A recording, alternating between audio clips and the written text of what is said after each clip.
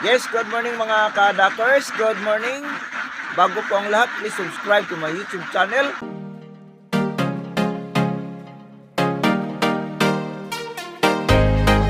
Duck33.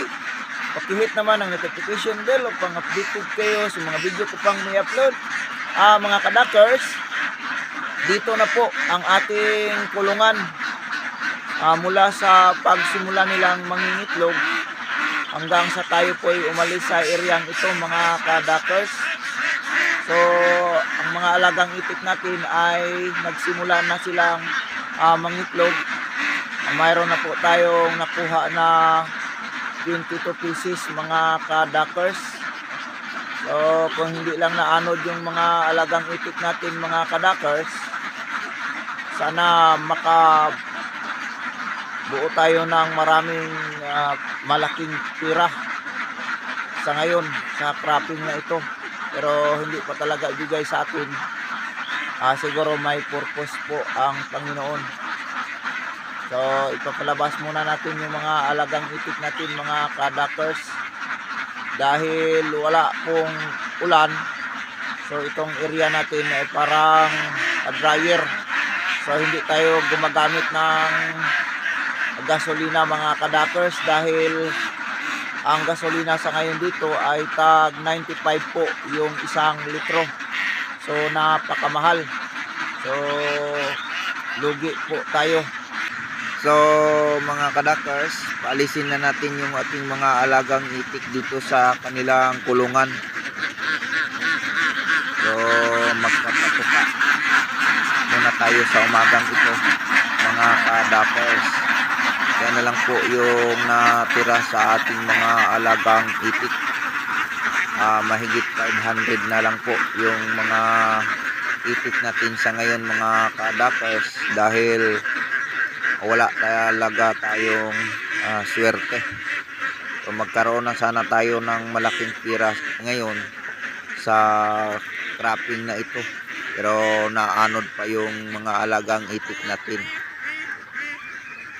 So ito na lang yung kunan natin ng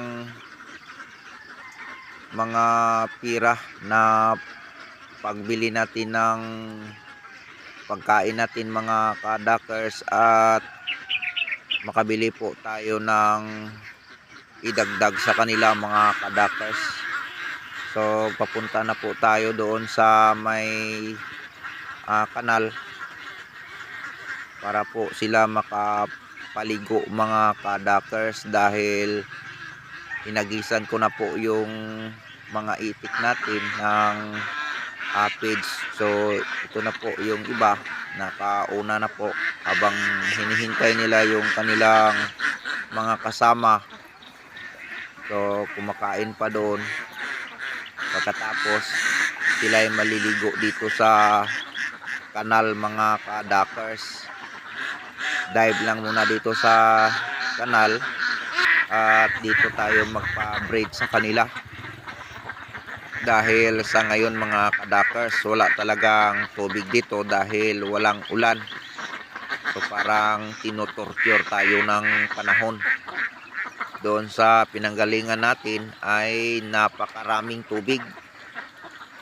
So dito naman ay walang tubig sila sa area. Pero wala tayong magawa mga ka-Duckers kasi likas talaga sa panahon ngayon dahil papunta ng ikangay Semana Santa or Holy Week mga ka-Duckers. So ito lang ang ginagawa natin mga ka-Duckers. Mula sila sa area papunta dyan sa kanal. Pagkatapos nilang kumain at sila ay mabubusog, punta na dyan sila sa kanal pang makainom ng tubig at sila ay maligo. So ganyan lang ang routine natin mga ka-Duckers. Hindi pa kasi natin ginagamitan masyado ng water pump yung area mga ka-Duckers dahil kasi simula pa lang nilang mangitlog. So hindi pa gaano marami ang kanilang mga itlog. Instead na ibili natin ng gasolina mga kadakers, ibili na lang natin ng feeds. So ganyan ang study ko ngayon mga kadakers, dahil sobra talagang mahal ang feeds. So ang ginagawa natin, bili na lang tayo ng feeds, pagkatapos hagisan natin sa umaga unti, at pagdating sa hapon with vitamins mga kadakers. So ganyan ang diskarte natin dahil mahal ang feeds, mahal din ang gasolina mga kadakers. So lahat ay mahal na, ako lang ang hindi nagmamahal mga kadakers, dahil ito na talaga mga kadakers ang bibi ko mga kadakers. Tumagos na talaga ito sa puso ko at sa buto ko mga kadakers. So shout out sa lahat ng mga subscribers ko po, sa mga bagong subscribers, thank you sa inyong pag-subscribe, at sa lahat ng mga viewers, thank you sa inyong panonood. Sa mga hindi pa nakapag-subscribe, paki-subscribe naman po, at salamat sa inyong suporta sa aking YouTube channel.